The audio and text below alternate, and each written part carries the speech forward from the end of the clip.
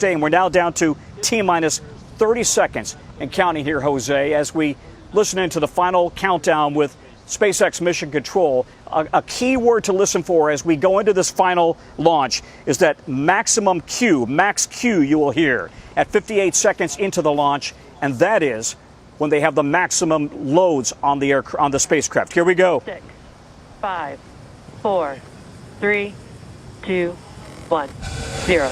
Ignition. Liftoff of the Falcon 9 and Crew Dragon. Go NASA, go SpaceX. Godspeed, Bob and Doug. America has launched. And so rises a new era of American spaceflight, and with it the ambitions of a new generation continuing the dream.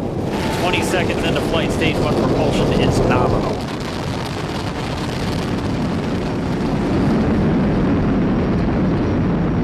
T-plus 30 seconds into this historic mission. Flying crew on board Dragon and Falcon 9, and look at them go. Falcon power telemetry nominal. M1D throttle down. We're throttling down to get ready for the period of maximum dynamic pressure. We're in the throttle bucket. Reports say all systems are go. Vehicle is supersonic. We've exceeded Mach 1 on the Falcon 9. M1D throttle up.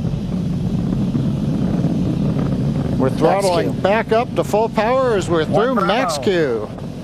Copy, 1 Bravo. And we heard that 1 Bravo call out. That's just the second abort zone that they're in. They'll continue to be on this until the first stage has done its job and they switch over to the second. At this point, Bob and Doug pulling about 2.3 Gs, 2.3 times the Earth's gravity, already moving at over 1,500 miles per hour.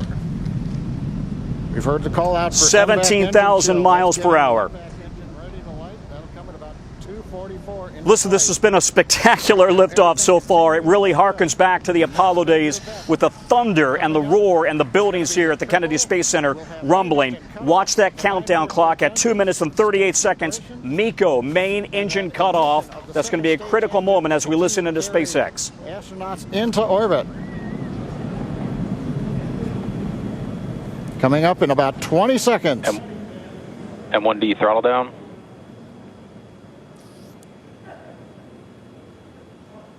We heard we're throttling down the Merlin engines on the first stage.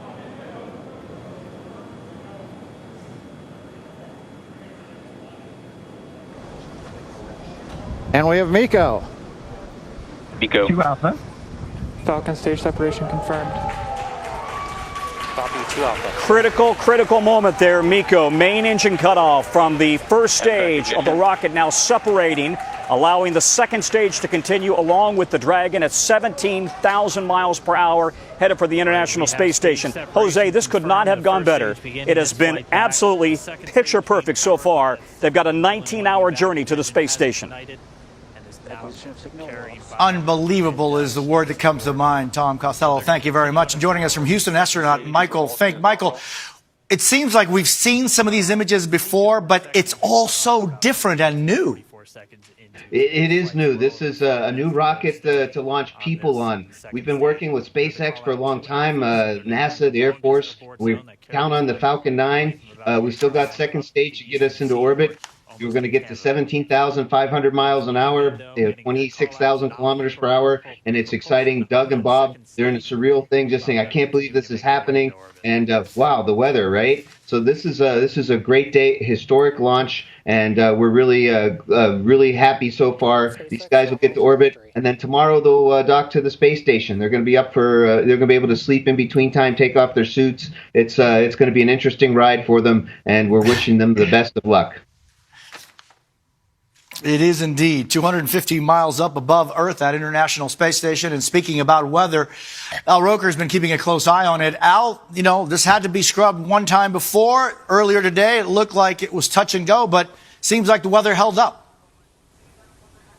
It did, and just barely, Jose. I mean, the idea of course, the problems that they could have had. Take a look. You can see there are lightning strikes all around, but as we zoom in closely and then go to the live radar, you can see just to the west of Launch Pad 39A, we've got some thunderstorms. Well, look at this. It's basically, they need a 12-mile radius. They do not launch if lightning is observed within 12 miles. Well, that one lightning strike area is just about 14 miles away. Thunderstorm anvil clouds within 12 miles, they didn't have that. And the clouds containing moderate or heavy precipitation, didn't have that. So weather cooperated. No worries about tomorrow because they are off and away, Jose. Thank you, Al. And Tom Costello, what can we expect going forward now? Docking with the International Space Station tomorrow morning. Again, it's a 19-hour journey. And here's what's really fascinating. They don't know how long this mission will last. It could be 1 to 4 months. That depends on how well this rocket shakes out, how well the spacecraft shakes out, how well the rocket performs, how well it docks with the International Space Station. But this is all part of the plan now to turn this part of NASA's mission, getting to low Earth orbit, turn that over to the private sector, like SpaceX, like Boeing, while NASA focuses on going long and deep. In other words, back to the moon and to Mars eventually. That could be